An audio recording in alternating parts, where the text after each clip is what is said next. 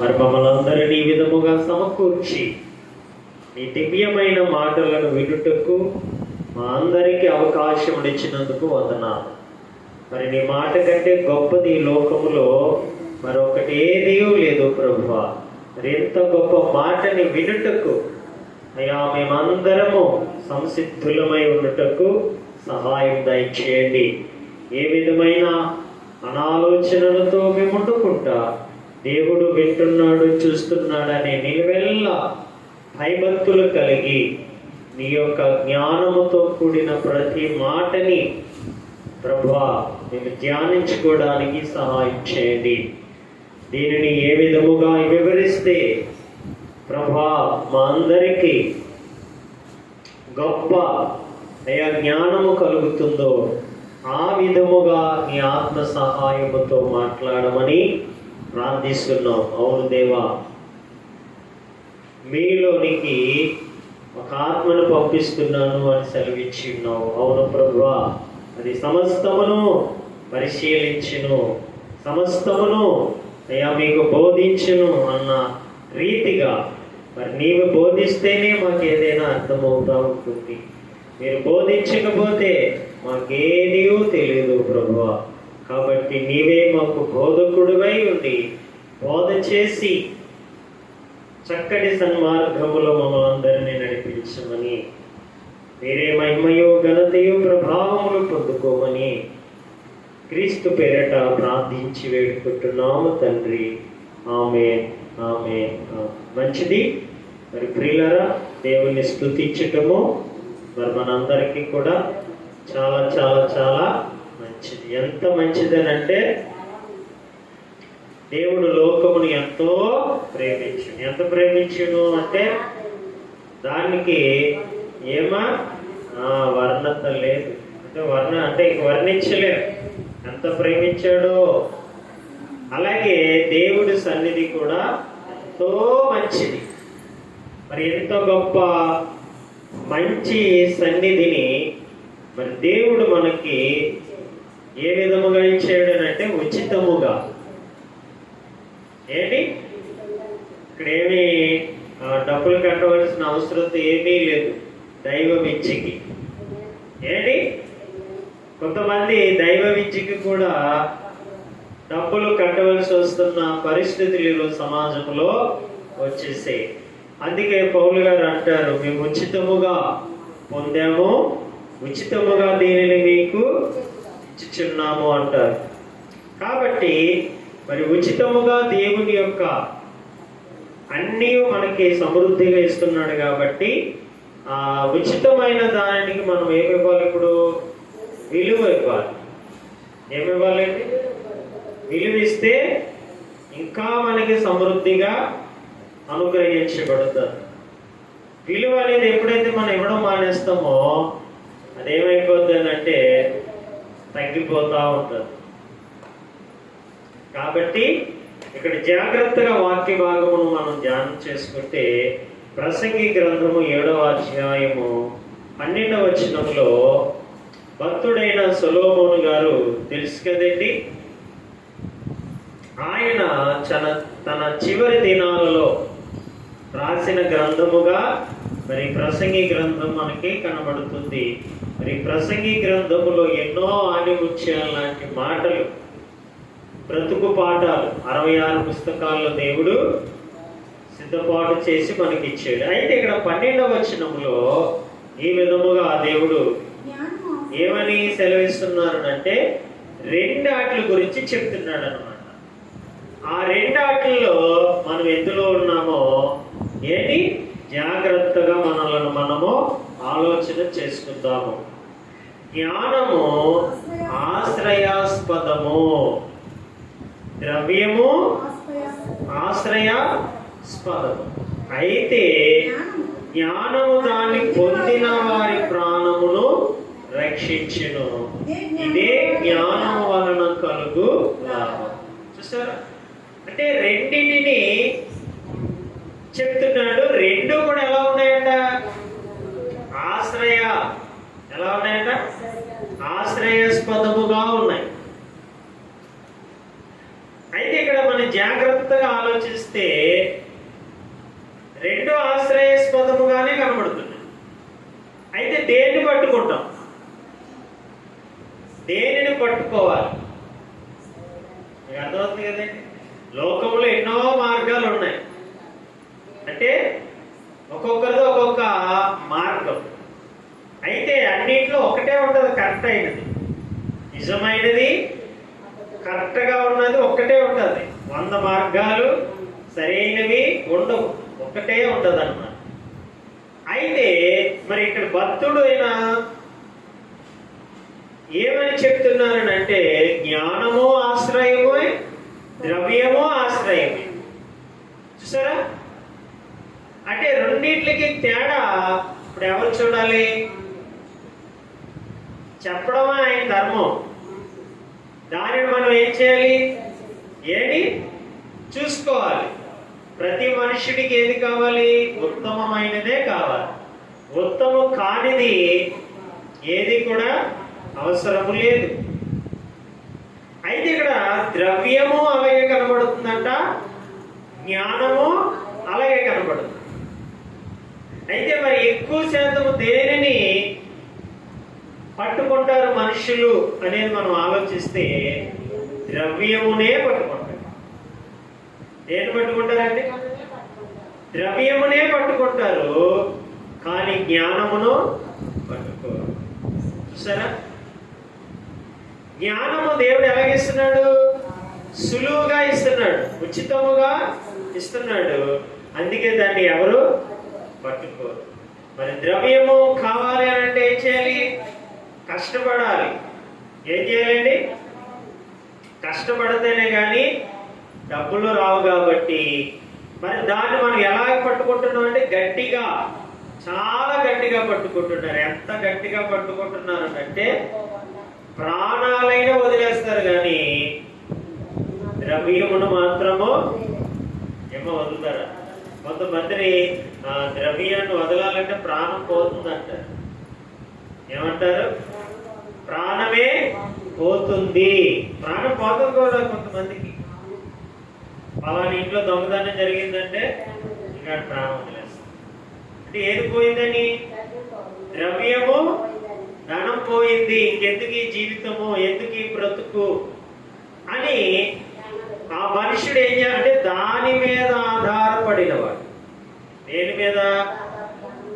ఆ ద్రవ్యమే నాకు ఆశ్రయము, ఆ ధనమే నాకు అన్నిటికీ మూలము. అందుకే పాటలు కూడా ఎన్నో వచ్చాయి. ధనమేరా అన్నిటికీ మూలం అంట. ఏంటంట? ధనమే అన్నిటికీ మూలము అని అన్నారు. అని యొక్క ప్రియులరా పాఠాన్ని అందరూ కూడా ఏం చేశారనంటే ఏం చేశారు? దాన్ని గట్టిగా నమ్మారు. ఎలా నమ్మారు? ఇప్పుడు మనం కూడా ఏది నమ్ముతాం? ఏది నమ్ముతాం? చూసారా? మనము కూడా దాన్నే పట్టుకుంటాం. అందుకే ప్రియులారా ఇక్కడ దాంతో పాటు దేనిని కలుపుతున్నాడు అంటే జ్ఞానమును కలుపుతున్నాడు. చూసారా? ఇప్పుడు ఇదే ధనంతో ఇప్పుడు ఏది సంపాదించుకోవడానికి డబ్బునంతా వెచ్చేస్తున్నారు? మళ్ళీ ఇప్పుడు చూడండి ఎక్కడికి వస్తారు మనుషులు. మళ్ళీ జ్ఞానాన్ని కొనుక్కోవడానికే ఈ ద్రవ్యాన్ని ఏం చేస్తారనంటే మళ్ళీ వ్యయపరుస్తారు. చూసారు ఇప్పుడు ఎలా ఉందో? మనిషికి తెలివితేటలు రావాలి, లోక జ్ఞానం తెలుసుకోవాలి, లోకంలో ఉన్న వాటిని అన్నిటి మీద పట్టు కావాలనంటే మళ్ళీ దీన్ని, ఈ ద్రవ్యమును మళ్ళీ ఏం చేస్తారంటే వ్యయపరుస్తారు. అంటే ఖర్చు పెడతారు. ఎలాగా? ధారాళంగా ఖర్చు పెట్టి మళ్ళీ ఏం తెచ్చుకోవడానికి? మళ్ళీ జ్ఞానం. అందుకే అది ఏ జ్ఞానం? దైవ జ్ఞానం కాదు సుమా, లోక జ్ఞానం. అంటే చూసారా? వారు ద్రవ్యము కోసం కష్టపడుతున్నారు, ఆ ద్రవ్యాన్ని మరలా ఇచ్చి మళ్ళీ జ్ఞానాన్ని తెచ్చుకోవడానికి మళ్ళీ ప్రయాసపడుతున్నారు. అంటే ఇదే విధానం ఎక్కడుందనంటే సమాజంలో ఉన్నది. అయితే ఇక్కడ చూడండి ఏమన్నాడు మరలా, జ్ఞానము ఆశ్రయస్పదము, ద్రవ్యము ఆశ్రయస్పదము, అయితే జ్ఞానము దాన్ని పొందిన వారి ప్రాణమును రక్షించెను. చూసారా, ప్రాణమును రక్షించు. ఇప్పుడు ప్రాణం విలువైందా, ఆత్మ విలువైందా? మన పాత నిబంధనలు ఎక్కువగా చదివేటప్పుడు ప్రాణమే కనబడుతుంది, ఆత్మ అనే పదము ఎక్కువగా కనబడదు అన్నమాట. మీకు అర్థమవుతుందండి? కొత్త నిబంధనకు వచ్చేటప్పటికి ప్రాణము ఆత్మ రెండు ఏం చేయబడతాయి? విభజింపబడతాయి. ఎలాగుంటాయి? అందుకే శరీరము కేవలము నిష్ప్రయోజనం, అంటే ప్రాణము కేవలము నిష్ప్రయోజనము, ఆత్మయే జీవింప చేయుచున్నది. అంటే విడదీస్తాడు. ఇక్కడ ఏం చేస్తున్నాడు? కలిపేస్తాడు అన్నమాట. అర్థమవుతుందండి? కలిపేస్తాడు ఇక్కడ. ఇప్పుడు ప్రాణము రక్షించబడడం అంటే ఏంటి? ప్రాణం రక్షించబడితే సరిపోద్దా? జ్ఞానం వలన ఆత్మ రక్షించబడాలి. అందుకని మనం ఎక్కువగా పాత నిబంధనలు చదివేటప్పుడు ప్రాణాన్ని గురించి మాట్లాడేటప్పుడు అది ఆత్మ సంబంధమైన పదముగా తీసుకుంటా ఉండాలి. అయితే క్రొత్త నిబంధనలు అలా ఉండదు. ప్రాణాన్ని ప్రాణమే, ఆత్మది ఆత్మది. ఏంటి? ఈ రెండు అందులో చక్కగా మనకు కనబడుతూ ఉంటాయి. అయితే ఇప్పుడు జ్ఞానము అనే పదం దగ్గర మనం దేన్ని రక్షించుకోవడానికి, ఇప్పుడు ఆత్మని రక్షించుకోవడానికి. దేన్ని రక్షించుకోవడానికి? ఆత్మని రక్షించేది జ్ఞానమే మాత్రమే. అందుకే ఈరోజు ఎంతో ధనాన్ని వెచ్చించి చనిపోయిన వారి యొక్క మృతదేహాలని కూడా ఏం చేస్తున్నారనంటే, తెలుసు కదండి, దాస్తున్నారు. ఎందులోని? మన ఫ్రిడ్జ్లో ఎలాగైతే కూరగాయలని ఫ్రీలారా మనం ఎలాగైతే పెట్టుకుంటామో అలాగే చనిపోయిన ఈ దేహాల్ని పాతి పెట్టకుండా ఏం చేస్తున్నారు? పెద్ద ఫ్రిడ్జ్లో పెడుతున్నారు. ఏ ఫ్రిడ్జ్ అది? చాలా పెద్ద ఫ్రిడ్జ్. దానికి కోట్ల రూపాయలు, 100, 200 కాదు, 1,00,000 కాదు, 2 లక్షలు కాదు, కోట్ల రూపాయలు ఇచ్చి వారి దేహాన్ని ఏం చేసుకుంటున్నారు అంటే, ప్రియులారా, ఏంటి, కాపాడుకోవడానికి ఎన్నో ప్రయత్నాలు. ఎందుకు చేస్తున్నారు వారి దేహాన్ని అంటే, ఏదో ఒక రోజున ఏం చేయబడతాయని, ఎవడో ఒకడు మందు కనిపెడతాడు. దేన్ని లేపడానికి? ఈ చనిపోయిన ఈ దేహాలన్నింటినీ, అంటే మృతమై ఉన్న ఈ దేహాలన్నింటినీ ఎవరో ఒకరు ఒక మందు కనిపెడతారు. ఆ మందు కనిపెట్టిన తర్వాత మరలా మీరు ఏమైపోతారు? ఈ దేహాలు మరలా బ్రతుకుతాయి అని మీరు ఏం చేస్తున్నారంటే ఎన్నో ప్రయోగాలు ఎప్పటి నుంచో ప్రారంభించేశారు.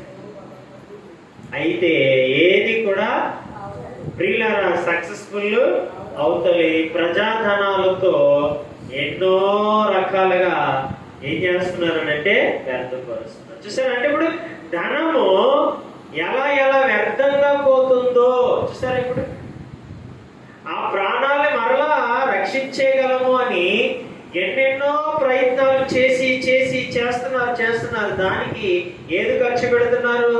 ద్రవ్యమును, ధనాన్ని, కోట్ల రూపాయల్ని ఖర్చు పెట్టేస్తున్నారు. అయితే జ్ఞానం అంటుంది అవన్నీ వెర్రి పనులు, పిచ్చి పనులు, జ్ఞానము లేని పనులు. అందుకే జ్ఞానమే ఆశ్రయాస్పదము తప్ప ద్రవ్యము ఎప్పటికీ ఆశ్రయాస్పదం అంటే ఎప్పుడు నిన్ను రక్షించేది అని అర్థం. ధనం అంతమానం రక్షిస్తుందా అంటే, ఉదాహరణకి మనకి కొన్ని సంవత్సరాలు వెనక్కి వెళ్తే కరోనా వచ్చింది. ఏమా మరి కరోనా టైంలో కోటానికి కోట్లకు అధిపతులైన వారు ఏం చేశారు ఆ ద్రవ్యముతో? వారి ప్రాణాలను ఏమైనా రక్షించుకోగలిగారా? ఎందుకు ఆ కరుణ అంటే ఏంటి? ఎందుకు చిన్న క్రిము, కంటికి కన్నపడలేనంత సూక్ష్మ ఏంటంటారు, సూక్ష్మాకారములో ఉన్న జీవి అన్నమాట, చిన్నది. అంటే ఎన్ని కోట్ల రూపాయలు వెచ్చించారు, కానీ ఎవరు ప్రాణాన్ని కూడా వారు కాపాడుకోలేకపోయారు. దేని చేత? ద్రవ్యము చేత. అర్థమవుతుంది? అంటే ఇప్పుడు ఆ ద్రవ్యము అన్నిటికీ ఉపయోగమునకు రాదు, అక్కడికి రాదు. ఏదో కొన్నాట్లకే, కొన్ని వాటికి అది ఉపయోగకరం అవుతుంది. అయితే కానీ లోకం ఏమందనంటే ధనమేరా అన్నిటికీ మూలము అనే పాఠము సమాజానికి నేర్పడంతో ప్రతి మనుష్యుడు దేని మీద ఆనుకొని దానిని ఏమంటున్నాడు? ఆశ్రయాస్పదము అదే మాకు అని దానికి నిలువెల్లా సాష్టాంగ నమస్కారములు చేస్తున్నారు. ఇప్పుడు ఆ ధనమే అందరినీ కొంప ముంచుతుంది. అర్థమవుతుంది? ఇప్పుడు ఆ ధనమే అందరినీ ఏం చేసింది? పాడు చేసేసింది. ఆ కాగితం ముక్కే ప్రపంచాన్ని ఏం చేసిందంటే తలక్రిందులు చేసేసింది. ఏం చేసింది? చేసేసిందా? చేసేసింది. 100% చేసింది. ఆ ధనం వల్ల మొత్తం ప్రేమ అన్నదే చచ్చిపోయింది, ఆప్యాయత అన్నదే చచ్చిపోయింది, బంధత్వం అన్నదే ప్రతి దాన్ని చెప్పుకుంటూ వెళ్ళిపోయింది. ఏది సరే, కానీ ఇంకా మనుషుడు దేన్ని పట్టుకుంటాడు? అదే పట్టుకుంటాడు. మీకు అర్థమైంది కదా? పాపము మనిషిని చంపుతున్నా మనుషుడు దేన్ని పట్టుకుంటాడు? పాపాన్నే పట్టుకుంటాడు. చూసారా? ప్రారంభము నుండి ముగింపు వరకు కూడా మనుషుడు అలాగే ఉంటాడు. దేని వల్ల చస్తాడో దాన్నే పట్టుకుంటాడు, దేని వల్ల మనుషుడు పాడైపోతాడో దాన్నే పట్టుకుంటాడు. ఇప్పుడు పిల్లలు ఉన్నారండి, ఉదాహరణకి ఏది పట్టుకుంటే మీరు మొత్తం పాడైపోతారు, ఆ ఫోన్ పట్టుకుంటారంటే అదే పట్టుకుంటారు. అంటే మనుషుడు చూసారా? మీకు అర్థమైందా? ఏది మనిషిని పాడు చేస్తుందో అదే పట్టుకుంటాడు, దాంట్లోనే జీవిస్తాడు. ఇక నువ్వు ఏది చెప్పు వాడికి నథింగ్, పట్టించుకోడు అనమాట. ఇప్పుడు అదే అన్నాడు, జ్ఞానమా ద్రవ్యమా అని రెండు పక్కన పెడితే దేనికి ఎక్కువ మెజారిటీ వస్తుంది అంటే ఏమో జ్ఞానం ఒకడో ఇద్దరు ఉంటాడు అంతే. ద్రవ్యానికైతే భూమి మీద ఉన్న 800 కోట్ల మంది కూడా దానికి ఓటేసేస్తారు. ఎందుకని అనంటే ఆ జ్ఞానమే అన్నిటికీ మూలము అని ఎవరు చెప్పారు? దేవుడు చెప్పాడు. అందుకే నమ్మడం. సరే, ద్రవ్యమే అన్నిటికీ మూలమని మానవుడు చెప్పాడు, అది నమ్మాడు. సరే, అంటే మనుష్యుడు చెబితే ప్రియులారా ప్రతి మనుష్యుడు నమ్ముతాడు. అందులో నిజం ఎంతో సత్యం ఎంతో అడిగి అనవసరం. అందుకే చూడండి, కొన్ని కంపెనీల వారు కొన్ని ఆఫర్లు పెడతా ఉంటారు. ఏమని? మనం చాలా చూస్తున్నాం రోజు రోజుకి. కుంకుడిని నలగొట్టిస్తే మీకు ఎన్ని కేజీలు ఇస్తే అంత డబ్బు మీకు ఇస్తాము అంటారు. అంటే రెట్టింపు చేసి ఇస్తామంటారు. అలా చెప్పగలను. మనం ఏం చేస్తాం? కుంకుడిగాయలు మనకు దొరకకపోయినా ఒక 50 రూపాయలు ఎక్స్ట్రా ఇచ్చి కొనేసి శుభ్రంగా దంచేసి వాడికి ఏం చేస్తాం? ఇచ్చేస్తాం. అప్పుడు వాడు మొదటి మనకి ఏం చేస్తాడు? ఏంటి నువ్వు అనుకున్న దానికంటే ఎక్కువ ఇస్తాడు. వెళ్ళేకుందరా బాబు ఈ వ్యాపారం అనుకోండి. మనం ఏం చేస్తాం? మొత్తం వాడి దగ్గర మొత్తం ఉన్న బస్తాలన్నీ కొనేస్తాం. ఎవరి దగ్గర ఉన్నాయి? ఆ షాపులో ఉన్న వాడి దగ్గర ఉన్నాయన్నీ కొనేస్తాం. కొనేసి నువ్వు ఇలాగ వాడు నీకేం చేస్తాడంటే నమ్మకాన్ని కలిగించారా దాకా నీకేం చేస్తాడంటే డబ్బులు ఇచ్చేస్తూ ఉంటాడు. అప్పుడు నువ్వేం చేస్తావు? ఈ కంపెనీ చాలా నమ్మకమైనది, లేకపోతే ఈ యొక్క ప్రియుల వీరి ద్వారా మనం చాలా లాభాలు సంపాదించుకొచ్చని నువ్వేం చేస్తావు అంటే నీ దగ్గర ఉన్నదంతా ఆడికే ఇచ్చేస్తావు. అర్థమైందా? ఉన్నదంతా ఏం చేస్తావు? ఆడికే ఇచ్చేస్తావు. నువ్వు ఒక్కడేమో మళ్ళీ ఇంకొకటికి చెప్తావు. అర్థమైందా? చిత్రం ఏంటంటే పాడైపోయేవాడు ఆడొక్కడితో ముగించుకోడు, ఆడిని కూడా పక్కన ఉన్నవాడు కూడా అందులో దోచేస్తూ ఉంటారు. ఇలాగా చేస్తే మొత్తం అందరూ కూడా ఏం చేస్తారంటే ఏంటి ఈరోజు అన్ని మోసాలన్నీ ఏంటి అనుకుంటున్నారు? మన దగ్గరకు ఒకడు వస్తాడు, నాకు ఎంపీ గారు తెలుసు అంటాడు. అనగానే మనం ఏం చేస్తాం? బాబు ఎంపీ గారు ఏంటి తెలుసు అంటారు. ఆడేం చేస్తాడు? మీకు ఉద్యోగాలు ఇప్పిస్తాను అది అంటే తెలిసి మన దగ్గర చిన్న డ్రామా చేస్తాడు. మన ఎదురుకుంటే ఏదో పోస్ట్ చేయడం రకరకాలుగా చేస్తూ ఉంటాం. మనం ఏమనుకుంటాం?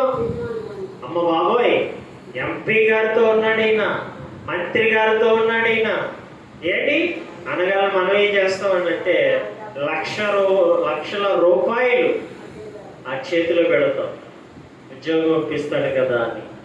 తీరా చూస్తే వాడు ఏం చేస్తాడనంటే ప్రియులారా కొన్ని రోజులు నాటకాలు ఆడి ప్లేట్ పెనాయించేస్తాడు.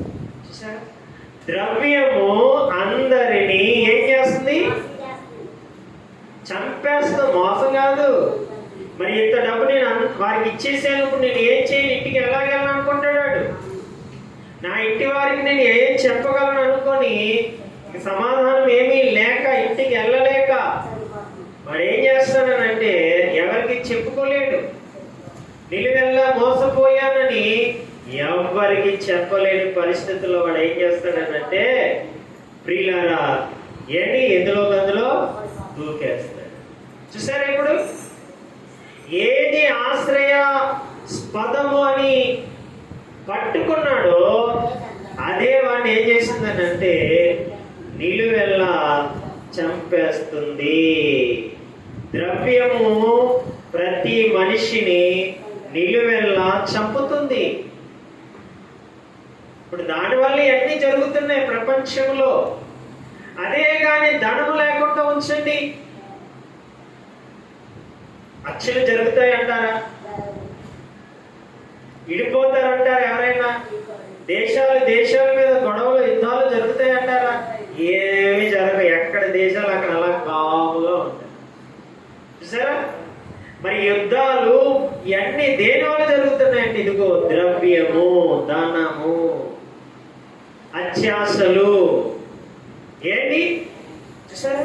ఈ ద్రవ్యం ఎంత ప్రమాదకరమైనదో ఎవరు చెప్తున్నారు? దేవుడే చెప్తున్నాడు. అది మీకు తగినంతే ఉండాలి తప్ప అధికముగా ఉంటే మిమ్మల్ని చంపేస్తారు. చచ్చిపోతాడు, అందులో ఎలాంటి డౌట్ లేదు. ధనం ఎక్కువ ఉన్నా చచ్చిపోతాడు. నిద్ర పట్టదు, టెన్షన్ ఏమైపోతుందో. ఎవడు రాత్రి ఇంట్లో వాళ్ళే పేట నొక్కేయచ్చు, ఇంట్లో వాళ్ళే తినే దాంట్లో ఏదైనా పెట్టచ్చు. ఇంకా వాడికి నిద్ర ఉండదు, తింటుండదు. ప్రియులారా వాడి జీవితం ఎంత భయంకరంగా మారిపోతుందంటే అప్పుడు అనుకుంటాడు ధనం లేనప్పుడే సుఖముగా ఉండేవాడిని, హ్యాపీగా ఉండేవాడిని, తినేవాడిని, పడుకునేవాడిని, చక్కగా దైవాన్ని ఆరాధన చేసుకునేవాడిని. ధనం వచ్చింది, అన్నిటికీ దూరం అయిపోయాడు, అనురాగానికి, ఆప్యాయతకి. ఇప్పుడు ఆ దగ్గరకు ఎవరు వచ్చి మాట్లాడినా ఏమనుకుంటాడు తెలుసా? ఇది ఏ విధముగా నా దగ్గరకు వచ్చాడో అని. చూసారా? ప్రేమగా మాట్లాడినా అని ఏమనుకుంటాడు అంటే నా దగ్గరికి ఎందుకు వచ్చాడో ఆలోచించేస్తూ ఉంటాడు. ఇలాగా ద్రవ్యము మనిషిని నిలువెల్లా ఏం చేస్తుందనంటే ప్రియులారా పాడు చేసేస్తుంది. అందుకే అంటున్నాడు, అది మీరు ఆశ్రయస్పదము అనుకుంటే మీ అంత అజ్ఞానులు మరొకడు లేడు. కానీ ప్రపంచం మాత్రం ఏం చేస్తుంది? దాని పొద్దున్న లెగిస్తే దేని కదలా ఏంటి తిండి. చాలా మంది తెలిసిన మాటే, మనము ప్రియులారా తిండి కోసం బ్రతకకూడదు. ఏంటి బ్రతకడం కోసమే తినాలి. అర్థమవుతుందండి? తిండి కోసమే బ్రతకకూడదు, బ్రతకడం కోసమే తినాలంతే. కానీ చూసారా సమాజం ఎలా అయిపోయిందంటే తిండి కోసమే బ్రతుకుతుంది, తిండి కోసమే బ్రతుకుతున్నారు అందరూ కూడా. అంటే ద్రవ్యము కోసమే బ్రతుకుతున్నారు, అంటే లోకపరమైన వాటి కోసమే ప్రతి ఒక్కడు బ్రతకడానికి ఇష్టపడుతున్నాడే తప్ప జ్ఞానము, ఆ జ్ఞానము వలన నా ప్రాణమును నేను రక్షించుకోగలను, నా ఆత్మను నేను రక్షించుకోగలను అనే జ్ఞానము మరి లేదు సమాజానికి. మరి ఎవరు చెప్పాలి? ఎవరు చెబితే వింటారు సమాజం అని అంటే వాడు విన్నా వినకపోయినా దేవుడే చెప్తాడు. ఎంత గట్టిగా దేవుడు చెప్తా ఉంటాడా, కానీ రివర్స్ లో ప్రజలు ఎలా మాట్లాడతారో తెలుసా? చూడండి, యెహెజ్కేలు గ్రంథంలో దేవుడు ఎంత గట్టిగా బల్లగుద్ది చెప్తా ఉంటుంటే ప్రజలు కూడా బల్లగుద్ది ఏమని చెప్తున్నారో ఒక మంచి మాట. యెహెజ్కేలు గ్రంథంలో ఏడి కావలివాడిగా ఉన్న కాపరిగా ఉన్న ఏడి యెహెజ్కేలు గ్రంథము 18వ అధ్యాయము 29వ వచనమును చదువుకుందాం. అంటే దేవుడి ప్రజలైన వారు, అంటే దేవుడు ప్రజలైన వారు ఒక మాట అంటున్నారండి, ఆశ్చర్యపోయిన మాట. దేవుడు కూడా అవక్కైపోతాడు.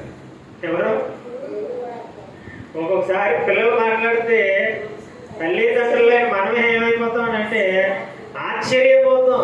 ఏంటి తెలుగు తక్కువ మాట్లాడుతున్నాడు, తెలుగుండి మాట్లాడుతున్నాడా, తెలుగు లేక మాట్లాడుతున్నాడు అని మనకి ఆశ్చర్యం అనిపిస్తాం. ఇక్కడ ఇప్పుడు ఈ చూడండి ప్రజలు ఎలా మాట్లాడుతున్నారంటే, అయితే ఇశ్రాయేలు యెహోవా మార్గము ఎలాంటి మార్గం అంట? న్యాయము కాదని చెప్పుచున్నారు. చాలు. అంటే వీళ్ళు అనుకుని మనసులో ఊరుకుంటలేదు. అర్థమైందా? వీడు మనసులో అనుకుని ఊరుకుంటే పర్వాలేదు, కానీ వీడు ఏం చేస్తున్నాడంట? చాటింపు చేస్తున్నాడంట. చూడండి ఎంత చిత్రంగా మారిపోయారు.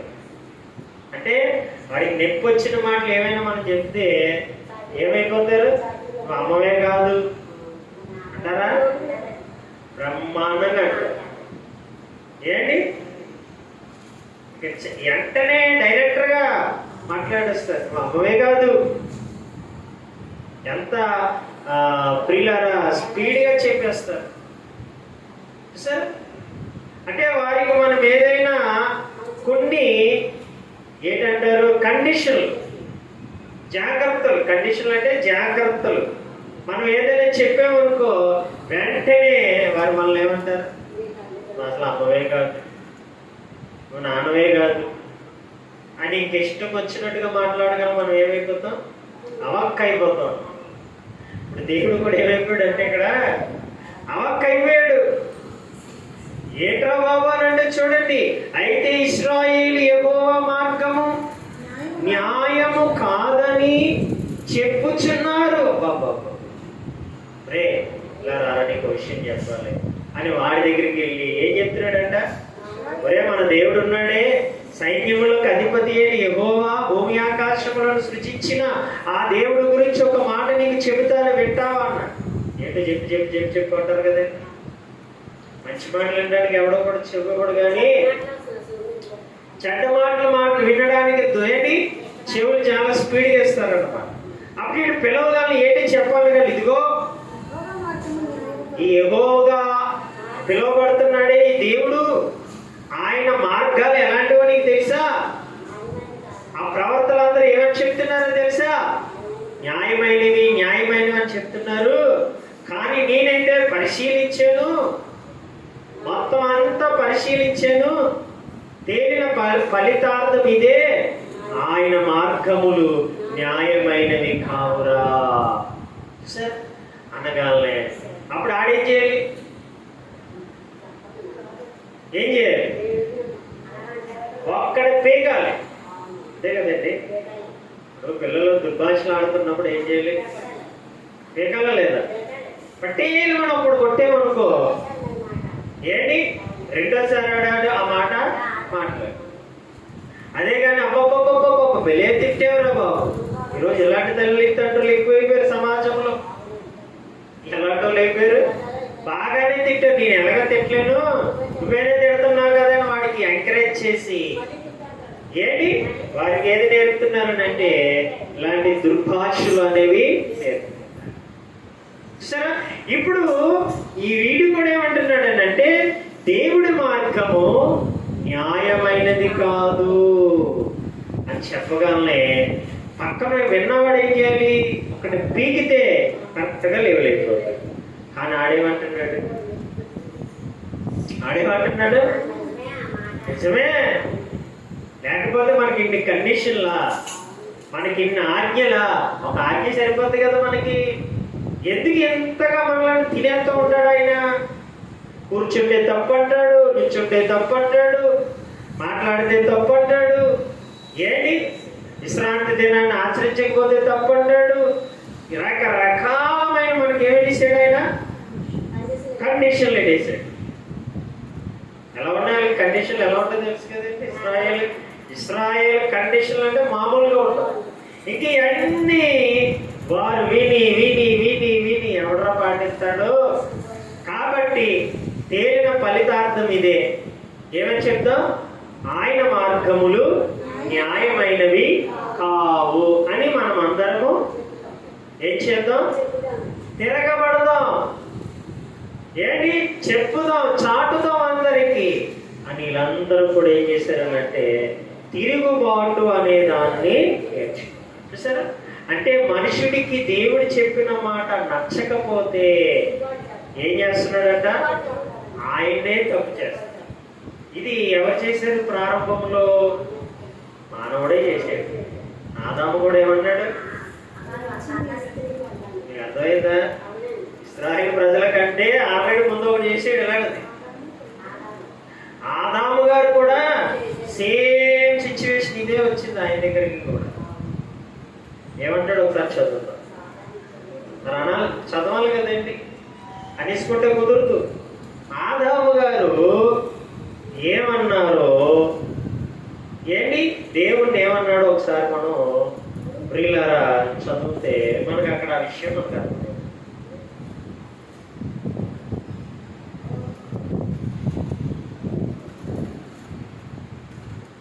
తప్పు చేసిన తర్వాత 3వ అధ్యాయము ప్రియులారా 11వ వచనం చదువుతాం. అందుకాయన నీవు దిగంబరివని నీకు తెలిపిన వాడు ఎవడు? నీవు తినకూడదానని నేను నీకు ఆజ్ఞాపించిన వృక్ష ఫలములు తింటివా అని. సరే, ఎంత చక్కగా అడిగాడు. ఎవరు అడిగారు? అప్పుడు ఏం చెప్పాలి? చేతులు కట్టుకొని మాస్టర్ గారు అడిగినప్పుడు ఏం చెప్పాలమ్మా? ఎలా ఎందుకురా హోంవర్క్ రాయలేదు అని మాస్టర్ గారు అడిగాడు అనుకోండి, ఏం చెప్పాలి? ఏంటి రాత్రి నిద్ర వచ్చేసిందండి, చాలా నీరసంగా ఉందండి, ఏంటి మాస్టర్ గారు అండి తర్వాత నేను రాస్తానండి అని అంటే ఏమవుతుంది? చక్కగా అక్కడ కాంప్రమైజ్ అయిపోద్ది. కానీ ఏమంటున్నాడు? ఏంటంటే మాస్టర్ గారు ఏమనుకున్నారు, మీరు ఎంత హోంవర్క్ ఇచ్చేస్తే నేను ఎలా రాయగలను? అట్లా ఇచ్చిన మీకు ఏమైనా బుర్ర ఉందా? నా వయసు ఎంత, నేను రాయగలనా అని తిరగబడితే చిన్నోడికి తెలియదేంటి ఎంత ఇవ్వాలో, హోంవర్క్ ఎంత ఇవ్వాలో మాస్టర్ గారికి తెలియదా? కానీ రివర్స్లో ఏమంటున్నాడు? ఎంత ఇచ్చేసారు, నేను ఎలా రాయగలనండి, మీకు అసలు బుర్ర ఉందా, జ్ఞానం ఉందా అని అంటే ఏంటి ఎలా ఉంటుందో ఆలోచించు. ఇప్పుడు అదే సిచ్యువేషన్లోకి వచ్చేసాడు. ఏం చెప్పాలి పాట అంటే ఏం చెప్పాలి? చూడు మాస్టర్ గారు ఎలాగ అడిగారు. అందుకు ఆయన నీవు దిగంబరమని నీకు తెలిపిన వాడు ఎవడు? నీవు తినకూడని దానిని నేను చూడండి అవ్వను నేను నీకు ఆజ్ఞాపించి ఇచ్చిన వృక్ష ఫలములు తింటివా అని అడిగాడు. చక్కగా అడిగాడు, ఏమయ్యా ఆదామా, నేను తినకూడదు, నేను తినద్దు అన్న వృక్ష ఫలాన్ని నువ్వేనా తిన్నావా అని అడిగాడు. అప్పుడు ఏం చెప్పాలి? తినేసాను ప్రభువా, మోసపోయాను, నేను మోసపరచబడ్డాను, తినేసాను ప్రభువా, దయతో నన్ను క్షమించు డాడీ. ఎవరైనా అదే కదండి. ఏం చేస్తాం? పిల్లలు తప్పు చేస్తారు. ఏం చేస్తారు? మన దగ్గరకు వచ్చి అమ్మా రాత్రి అనవసరంగా నీ దాంట్లో డబ్బు తీసేసానమ్మా, నీ బ్యాంకులో అని చెప్పినప్పుడు ఏం చేస్తాం? అంతే తప్ప తీసేసాడు, ఇష్టం వచ్చినట్టు ఖర్చు పెట్టేసారా, డబ్బు తీసావా అంటే సరేలే నీ బ్యాగ్ ఎక్కడెడతావు నాకే తెలీదు. ఏంటి అసలు నేను ఎప్పుడు కూడా నీ బ్యాగ్ వానికే చూడలేదు అని అంటే ఎలా ఉంటుంది చెప్తా? మామూలుగా వస్తుందా? చూడండి ఎలాగా ఎంత సావధానంగా అడిగాడండి నిజంగా దేవుడు. అప్పుడు చూడండి ఆదాము ఏమంటున్నాడు? చూడండి ప్రతి మాట రాయించాడు దేవుడు. అడిగినందుకు, అంటే దేవుడు అడిగినందుకు ఆదాము గారు ఎలాంటి రిప్లై ఇస్తున్నాడు? అందుకు ఆదాము నాతో ఉండుటకు, చూడండి, నీవు ఎవరంట? నీవు నాకు ఇచ్చిన ఈ స్త్రీయే ఆ వృక్ష ఫలములలో కొన్ని నాకు ఇయ్యగా నేను. చూడండి ఎలాగుందో. ఇప్పుడు ఇంతకీ ఎవరి మీదకి వచ్చేసింది ఇది అంతా కలుపుతానంటే? అమ్మ ఎవరి మీదకి వచ్చింది?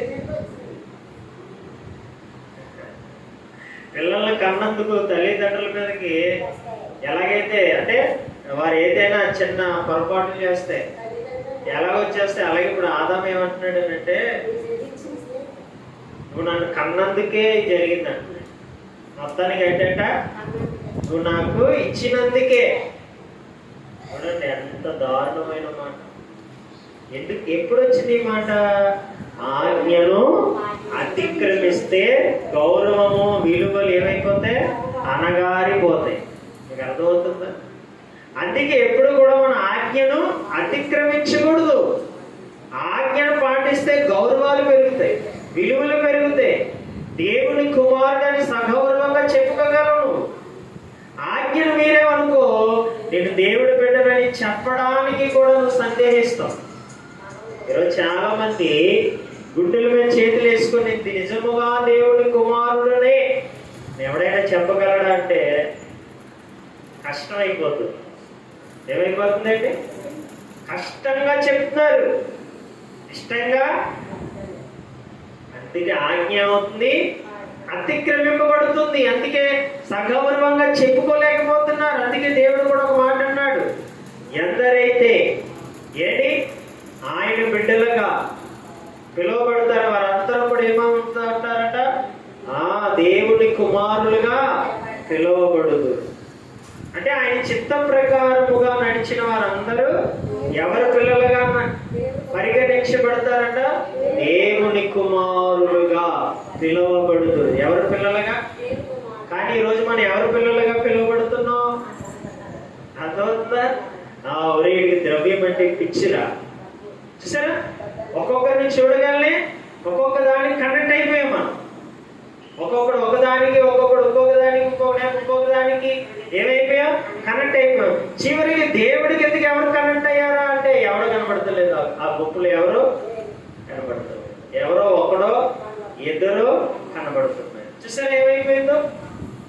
అందుకే ఇప్పుడు ఆదాము ఏమంటున్నాడు అంటే, నీవు నాకు ఇచ్చావే, ఆమె వల్ల నేనేమయ్యాను? అపరాధిగా మారిపోయాను. సరే, అంటే ప్రతి ఒక్కరూ ఆయన ఏం చేస్తున్నారు? గాయము చేస్తున్నారు, గాయపరుస్తూనే ఉన్నారు.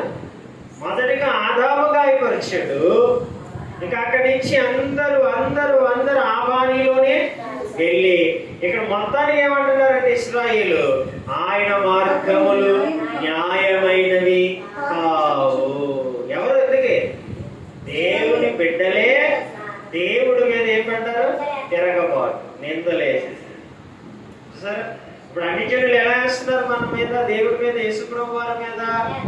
ఆయన చరిత్రకారుడే కాదు, అసలు ఆయన ఈ లోకానికే రాలేదు, అసలు ఆయన సిలువ వేయబడలేదు, చంపబడలేదు, 3వ దినమున లేపబడలేదు అని ఈనాడు ఏమంటారు కదా, మీరందరినీ కలిపితే ప్రియులారా మత ఛాందస్సవాదం. ఏంటి? ఎవరి మీద? యేసు ప్రభుల వారి మీద ఏం చేస్తున్నారు చూసారా? ఆనాడు ఈనాడు ఎవర్రా లోకం అంటే దేవుడే లోకువా. మళ్ళీ ఆయన కొట్టాడంటే ఎవడు మాట్లాడలేదు. ఏమా లెగ్గలడా, నోరెత్తగలడా? కానీ దేవుడు మరణిస్తున్నాడు. అందుకే ఎజిస్కేల్ గ్రంథంలో మాట్లాడాడు. మనం ఇందాక చదివిన 18వ అధ్యాయంలో ఒక మంచి మాట. ఏంటి ఏంటి 23 చదువుతాం.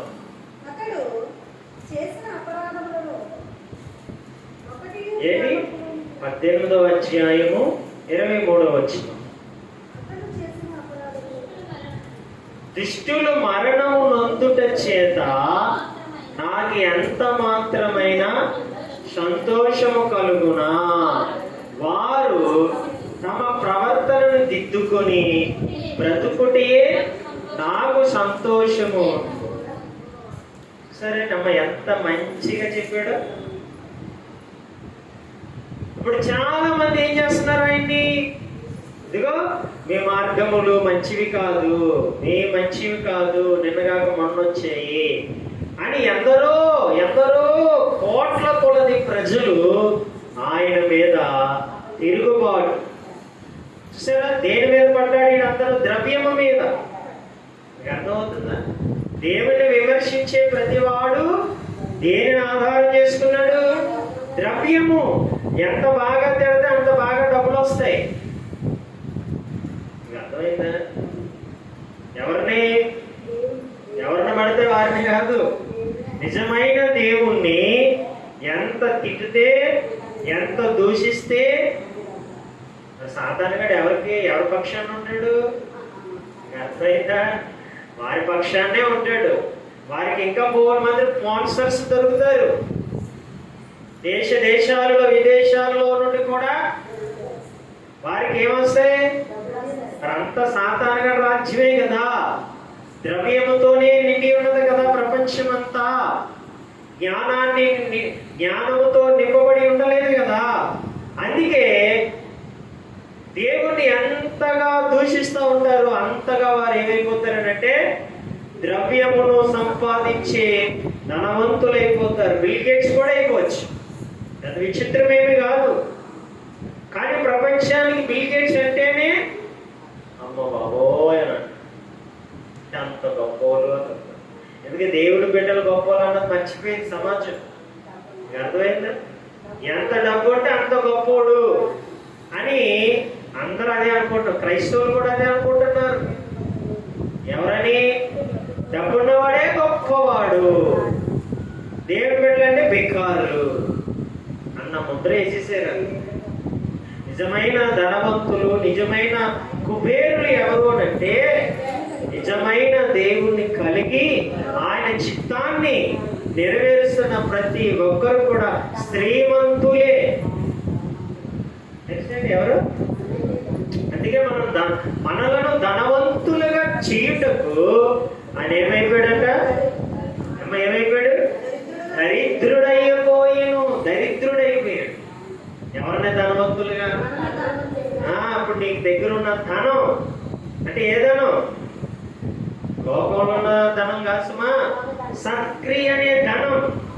ఈ సత్క్రియ అనే ధనము దగ్గర లోక సంబంధమైన ద్రవ్యం ఎందుకు పనికి రాదు, అక్కడికి రాదది. చూసారా? అందుకే ఇక్కడ ఏమంటున్నాడంటే ఈ మార్గాలన్నీ అంటే నిజమైన మార్గమును, సత్యమైన మార్గమును ఈ ప్రజలు దూషిస్తున్నా దేవుడు ఏమనుకున్నాడంటే తన మనసులో చెప్తున్నాడు. 23వ వచనంలో దుష్టులు వారు ఎవరంటమ్మా? ఎవరిని విమర్శించిన వారు? దేవుణ్ణి విమర్శించే ప్రతి వాడికి ఎట్టిన బిరుదు ఏంటనంటే వాడు దుష్టుడు అయినప్పటికీ కూడా వాడి మీద ఎలాంటి చూడండి కరుణ చూపిస్తున్నాడు. మనమైతే ఏం చేస్తాం? దుష్టుడు అని తెలిస్తే కొంపలోనికి రానప్పుడు తీసుకొస్తామా? ఆడితే ఇంకా అసలు మనం మాట్లాడాడు. కానీ దేవుడు మనసు అలాంటిది కాదు. వాడు దుష్టుడైనా, వాడు దుర్మార్గుడైనా, వాడి నీచుడైనా మరి కన్నవాడు కదండి. కన్నవాడు వదులుకోలేడు కదా. మనమైతే వదిలేస్తాం, మనం కనలేదు కాబట్టి. అదే కన్నవాడైతే అస్సలు వదలలేడు. వాడు ఎంత దుర్మార్గుడైనా, అది ఎంత పనికి మాలినవాడైనా ఏం చేయవు, వదలలేరు. తండ్రి వదలలేడు. అదే చెప్తున్నాడు ఇక్కడ. వాడు దుష్టుడిగా మారిపోయాడు, అయినా సరే నేను వాడిని వదలను. సరే, దుష్టులు మరణము నందుట చేత ఎంత అంటమ్మా? కనీసం రవ్వంతైనా నాకెంత మాత్రమైన సంతోషము కలుగునా, వారు ఏ దుష్టుడైతే నా మీద ఇన్ని ప్రగల్భాలు పలుకుతున్నాడో వారు తమ ప్రవర్తనను దిద్దుకొని, సరే అంటే ఒక ఆశ ఉంది. ఏట ఆశ? ఏనాటికైనా దిద్దుకుంటాడు. నేను అన్న మాట వెనక్కి తీసుకుంటాడు. నేను ఎవరు చూస్తున్నారంట? తండ్రి. అంతే కదా. అదే తండ్రి ఎప్పుడైనా అదే అనుకుంటాడు, ఏదో రోజు తెలుస్తుందిలే నా బిడ్డకి నా విలువ అంటావా లేదా? ఒరే మనమే అంటాం, ఒరే ఏదో ఒక రోజు తెలుస్తుందిరా నా కష్టం, నేను ఎంత శ్రమిస్తున్నానో, నేను ఎంత బాధపడుతున్నానో ఏదో ఒక రోజు నీకు తెలుస్తుంది అని మనం చెబుతూ ఉంటాం పిల్లలకి. అదే అంటున్నాడు దేవుడు కూడా ఇక్కడ. అదే చెప్తున్నాడు, ఏదో ఒక రోజు నీకు తెలుస్తుంది. ఆ రోజు నువ్వేం చేసుకుంటావంట? దిద్దుకుంటావు.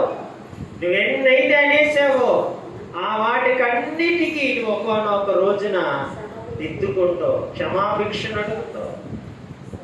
తండ్రి, నీకు నువ్వు పరలోకమునకు విరుద్ధముగా నేను పాపం చేశాను తండ్రి అని నీకు నీవే ఏమైపోతావు? పశ్చాత్తాప హృదయుడు అయిపోతావు. అలాంటి దాని కొరకు ఎవరు ఎదురు చూస్తున్నారంట? ఎంత మంచి మాట అయితే. ఇప్పుడు తీసేయలేని వాడిని, దూషించిన వాడిని, ఏంటి హేళన చేసిన వాడిని, ఏదో ఒకరి చిన్న క్రిమిని పంపించలేడా? చిన్న క్రిమి ఎందుకంటే ఒక దోమ వెళ్తే చాలు, ఒక మలేరియా దోమ కొడితే చాలు, ఇంకా వాడు సంపాదించిన సంపాదన అంతా కూడా నీరులో ఖర్చు అయిపోతుంది. ఏది కొడితే అర్థమైందా? ఎన్ని ప్రగల్భాలు పలికి పలికి పలికి సంపాదించేడే ధనం, ఆ ద్రవ్యమునంతా ఒక చిన్న క్రిమి ద్వారా దాన్ని అంతా మళ్ళీ ఏం చేయగలరు? వేపరిచేయగలరు. ఎవరు? దేవుడు అనుకుంటే. కానీ అలా చేయకూడదని, అది న్యాయం కాదు. మనమైతే అలా అనుకుంటాం, కానీ దేవుడు ఎప్పుడు న్యాయమును ధర్మమును తప్పుడు. వాడంతటికి వాడే రావాలి. పిల్లలకి వెట్టి చెప్పు అర్థం కాదు, వాడంతటికి వాడికి తెలిస్తే చూడండి, అప్పుడు నీ విలువ ఎంత గొప్పదో. అని కొంతమంది ఏం చేస్తారంటే వాళ్ళతో ఎంత చెప్తూ ఉంటారు, వెంటాడు వదిలేస్తాడు అంతే. ఏంటి? కానీ వాడంతటికి వాడికి ఎప్పుడైతే తెలిసిందో ఇంకా నీ చెయ్యా ఏమా నేను ఎప్పటికీ వాడు మర్చిపెట్టాడు. అలా చూస్తాడు దేవుడు. సగం సగం భక్తి, సగం సగం విధానం ఆయనకు నచ్చదు. అంటే పూర్ణంగా ఉండాలంతే. అందుకే నాకెంత మాత్రమైన సంతోషము కలుగునా వారు తమ ప్రవర్తనను అంటే నేను చేసిన దుర్మార్గపు పనులన్నిటినీ వాడికి వాడే ఆలోచించుకుని తన ప్రవర్తనను దిద్దుకుని బ్రతుకుటే నాకు. ఎంత గొప్ప మాట అంటే, ఒక మనిషి అపరాధములలో నుండి, దోషములలో నుండి ఏంటి తప్పించబడితే ఆ పరలోకముందున్న తండ్రి ఏమైపోతాడంట? అందుకే 2 పదాలు మన దగ్గర పెట్టాడు. ఏది కావాలి? ద్రవ్యమా, జ్ఞానమా? జ్ఞానము ఉంటే నన్ను సంతోషపరచగలవు, నువ్వు సంతోషముగా బ్రతకగలవు. అదే కానీ ద్రవ్యం ఉందంటే నీకు సంతోషం ఉండదు, నీ ఇంటి వారు కూడా ఎవడు సంతోషంగా ఉండలేడు. అందుకే బైబిల్లో ఒక మంచి మాట ఉంటుంది, నీ ధనం ఎక్కడుంటునో అక్కడే ఎవరున్నారంట అంటే నీ హృదయానికి నెమ్మది, నిద్రే, సుఖము ఏదో చేసుకుంది.